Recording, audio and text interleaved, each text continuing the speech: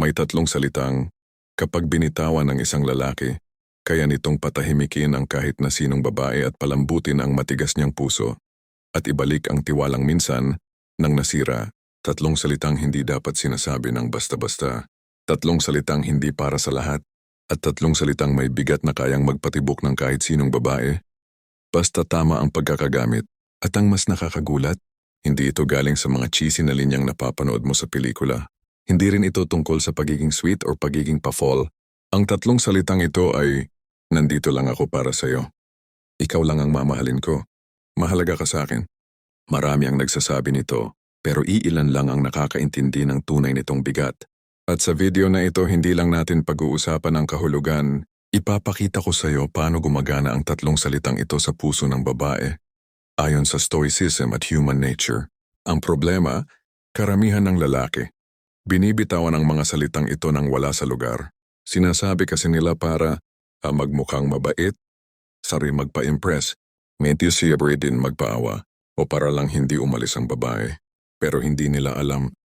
Kapag sinabi mong, nandito lang ako para sa'yo na wala namang aksyon, nagiging hungkag na salita lang ito. Kapag sinabi mong ikaw lang ang mamahalin ko, pero ikaw mismo hindi mo kayang mahalin ang sarili mo, ramdam ng babae ang kakulangan. Kapag sinabi mong mahahalaga ka sa akin, pero ginagawa mo siyang sentro ng mundo mo, hindi ito pagmamahal, pagkapit ito sa ilusyon.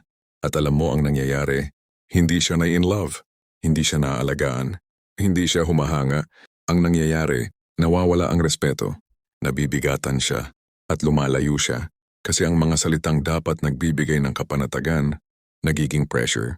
Ang mga salitang dapat nakakapagpagaan ng loob, nagiging mismong dahilan ng pagdududa. At ang masakit, hindi dahil mali ang salita, kundi dahil hindi ka pa handang panindigan ang bigat na dala ng salitang iyon. Dito nagkakawasak-wasak ang maraming lalaki. Isang halimbawa, may lalaki na ang hilig sabihin, nandito lang ako para sa'yo. Pero habang binibitawan niya ito, binabaliwala niya ang sarili niyang pangarap, riniwas niya ang sariling katahimikan, sinasakripisyo niya ang dignidad niya, ginagawa niyang sentro ng lahat ang babae. Ang problema, ang salitang nandito lang ako para sa'yo, kapag galing sa isang lalaking walang sariling buhay, nagiging tanikala, hindi suporta, at ang babae hindi ka iiwan dahil may mas better. Iiwan ka niya dahil nawalan ka ng sarili. At walang babae ang gustong mahalin ng lalaking walang sarili. Isa pa, mahalaga ka sa akin. Kapag sinasabi mo ito habang clingy ka, ay mabilis ka matrigger.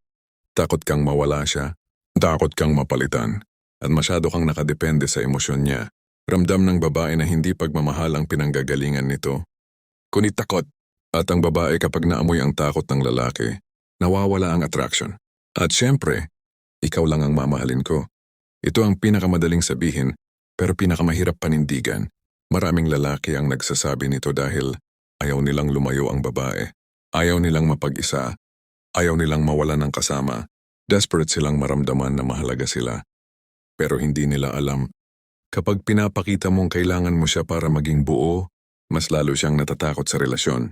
Kasi gusto ng babae ang lalaking pili siya, hindi kailangan siya para mabuo ka. At ito ang pinakamalaking bangungot na hindi inaamin ng maraming lalaki. Kung hindi ka buo mag-isa, hindi ka niya makikitang kayang magmahal ng totoo. Dahil ang taong hindi marunong tumayo mag-isa, hindi rin kayang tumayo para sa iba. Ngayon, paano nagiging makapangyarihan ang tatlong salitang ito? Hindi dahil poetic sila, hindi dahil romantic sila, kundi dahil stoic sila. Ang stoic na lalaki ay hindi nagsasayang ng salita. Hindi siya nagbibitiw ng pangakong hindi pa niya kayang dalhin, at hindi siya nagpapanggap ng emosyon para lang mapalapit ang babae. Kapag sinabi niyang nandito lang ako para sa iyo, ang ibig sabihin, nandito ako pero hindi ko ibibigay ang sarili ko hanggang sa mawala ang sarili kong direksyon. Nandito ako pero hindi kita gagawing mundo. Nandito ako pero hindi kita ginagamit bilang sagot sa takot ko. Ibig sabihin, presensya, hindi pagkapit. Kapag sinabi niyang ikaw lang ang mamahalin ko, ang ibig sabihin, hindi kita pipiliin dahil kailangan kita. Pipiliin kita dahil kaya kong tumayo mag-isa, kaya kong maging buo, at kaya ko ring magbigay ng hindi nawawala ang sarili ko. Ibig sabihin, pagpili, hindi pagkapit sa takot. Kapag sinabi niyang mahahalaga ka sa akin, ang ibig sabihin, nirerespeto kita pero hindi ko ipagpapalit ang aking prinsipyo. Nagbibigay ako pero hindi ako hihingi ng kapalit. Pinahahalagahan kita pero hindi ko ibinibigay ang susi sa aking kahinaan. Ibig sabihin, halaga hindi dependensya. Ngayon nakikita mo, ang tatlong salitang ito ay nagiging masakit sa babae kapag galing sa mahina, pero nagiging makapangyarihan kapag galing sa may disiplina, may sariling direksyon, may sariling kontrol. Ang tunay na atraksyon hindi galing sa salita, galing sa puwersang nakasiksik sa likod ng salita. At yan ang hindi alam ng karamihan. May mga salitang kayang magpabago ng takbo ng isang puso. Hindi dahil mabigat sila, kundi dahil may bigat ang taong nagsabi nito. Sa unang bahagi na pag-usapan natin kung paano nagiging makapangyarihan ang tatlong linyang ito. Nandito lang ako para sa'yo. Ikaw lang ang mamahalin ko. Mahahalaga ka sa akin. Pero ang totoo, Hindi pa natin nabubuksan ang pinakamalalim na silid ng mga salitang ito, yung parte kung saan nagiging pamatay tahimik ang boses ng lalaki at nagiging sigurado ang puso ng babae. Kasi ang tunay na dahilan kung bakit nai-inlove ang isang babae sa tatlong salitang ito, hindi dahil sweet sila, hindi dahil romantic sila, hindi dahil pang K-drama sila, kundi dahil nabibigyan sila ng babae ng emotional safety. At ang emotional safety ay hindi mo mapapantayan ng hitsura, pera o pagiging gentleman. Ngayon may tanong ako sa iyo. Paano nagiging sandigan ng babae ang tatlong salitang ito? At paano mo gagamitin ang stoicism para ang salita mo ay hindi lang marinig, kundi paniwalaan talaga? Ang ugat ng problema ng maraming lalaki ay ito. Akala nila attraction ang nakukuha sa pagiging clingy, pero ang totoo attraction ay nabubuo sa pagiging grounded. Akala nila kapag palagi silang may sinabi, palagi silang may paramdam, palagi silang nagpapakita ng pagmamahal, ay mas mapapalapit sila sa puso ng babae. Pero sa psychology ng babae, lalo na kapag matured na siya at nasaktan na dati, ang hinahanap niya ay hindi hyper-presence. Ang hinahanap niya ay emotional consistency. Hindi niya kailangan ng lalaking araw-araw nagchat-chat, minuto-minuto nag-a-update, laging available kahit anong oras, laging may pangakong hindi kayang tuparin, at skandon laging nagpapa-cute pero wala namang backbone. Ang hinahanap niya ay lalaki na kapag nagsalita, ramdam niyang hindi ito panakiputa sa sarili nitong takot. Kasi ang lalaki na walang direksyon, walang sariling backbone, walang sariling buhay, kahit sabihin pa niya ang ikaw lang ang mamahalin ko, hindi ito nagiging romantic, nagiging warning sign ito. Kaya maraming lalaki ang hindi maintindihan kung bakit ada using Campbell Edisore. Sila na nga yung mabait, sila na nga yung laging nandyan, sila na yung pinakamabait na option. Pero sila pa rin ang hindi pinipili. Hindi dahil masama silang tao, hindi dahil kulang sila, hindi dahil pangit sila, kundi dahil ang pag-ibig ng babae ay hindi tumatakbo sa bait lang. Tumatahak ito sa tibay, direksyon at emotional safety. Ito ang masakit na katotohanang hindi kayang tanggapin ng karamihan. Ang babae ay nagmamahal sa lalaking kayang kontrolin ang sarili niyang mundo, hindi sa lalaking ginagawa siyang mundo. Basagin natin isa-isa, nandito lang ako para sa'yo. Madalas nasisira kapag lalaki ay walang sariling buhay. May mga lalaki na kapag sinasabi ito, ang ibig nilang sabihin ay, wala na akong ibang ginagawa kundi bantayan ka. O na ikaw na ang priority ko, lahat iiwan ko. Ikaw na ang buhay ko. Kung tutuusin, maganda pakinggan. Pero sa tunay na relasyon, ito ang fastest way para mawala ang attraction. Bakit? Kasi lalaki kang walang sariling axis. Wala kang sariling mundo. Wala kang sariling prinsipyo. At ang babae ayaw niyang maging sentro ng buhay ng lalaki. Gusto niya lang maging bahagi nito, natural na instinct ng babae. Kung akong babae ang mag-iisang goal ng lalaki, hindi siya magiging matatag. Ikaw lang ang mamahalin ko. Nasasabi ng takot hindi pagkalalaki. Marami ang nagsasabi nito dahil natatakot silang mawala ang babae. Natatakot silang iwan. Natatakot sila sa competitor. Natatakot silang mag-isa.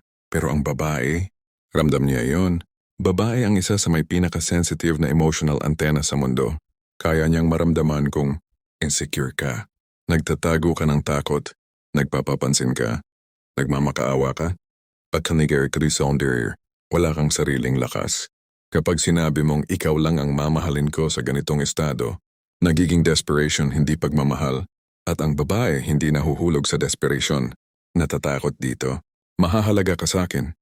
Pag binitawan ng mali, nagiging emotional debt kapag sinasabi mo ito pero wala kang boundaries. Lagi kang available. Lagi kang sumusunod kahit mali. Lagi kang nagpapaubaya kahit unfair. Lagi kang nagbibigay kahit walang balik. or pumapayag ka sa disrespect. Ang lumalabas ay, mahahalaga ka sa akin kahit hindi mo ko igalang. At yan ang pinakaayaw ng babae. Hindi dahil ayaw ka niya, kundi dahil ayaw niyang maging dahilan ng pagwasak mo. Ang babae ay instinctively naghahanap ng lalaking kayang mahalin siya, pero hindi nagsasakripisyo ng sariling backbone.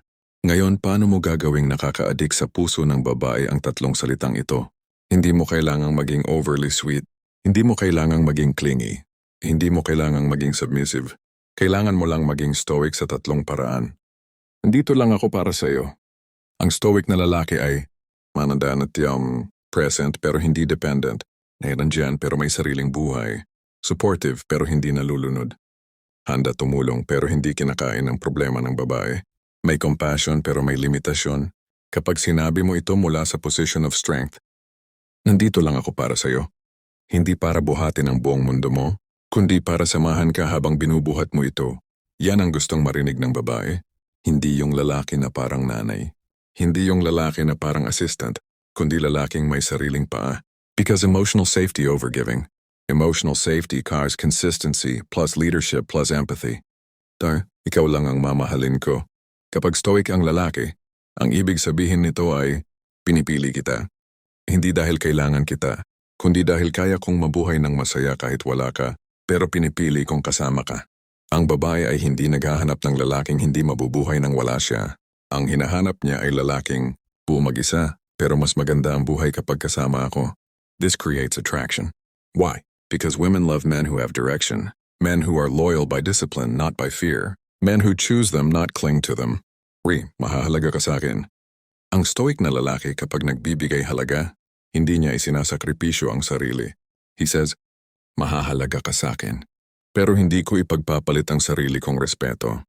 Mahahalaga ka sa akin. Pero hindi ko tatanggapin ang disrespect. Mahahalaga ka sa akin. Pero hindi mo ako pag-aari. At sa ganitong paraan, mas lalo siyang minamahal ng babae. Bakit? Dahil ang babae ay natural na naakit sa lalaking marunong magtakda ng hangganan. Ang tanong ngayon ay ito, paano nagiging nakaka-addict ang tatlong salita na ito?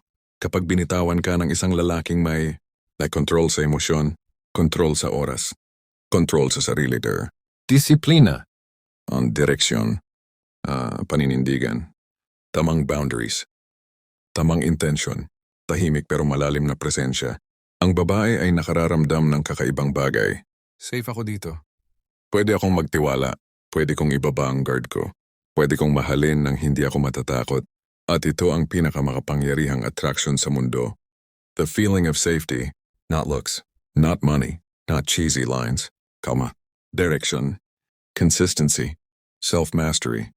Kung gusto mong ang iyong salita ay hindi lang marinig, kundi pakinggan, paniwalaan at maramdaman, gawin mo ito. Huwag kang magsabi ng nandito lang ako para sa'yo. Kung hindi mo kayang maging present sa sarili mong buhay, huwag kang magsabi ng ikaw lang ang mamahalin ko. Kung takot ang pinanggagalingan mo, huwag kang magsabi ng mahahalaga ka sa akin kung hindi mo kayang pahalagahan ang sarili mo. Maging lalaki na, tahimik pero buo, simple pero matatag, kalma pero malalim.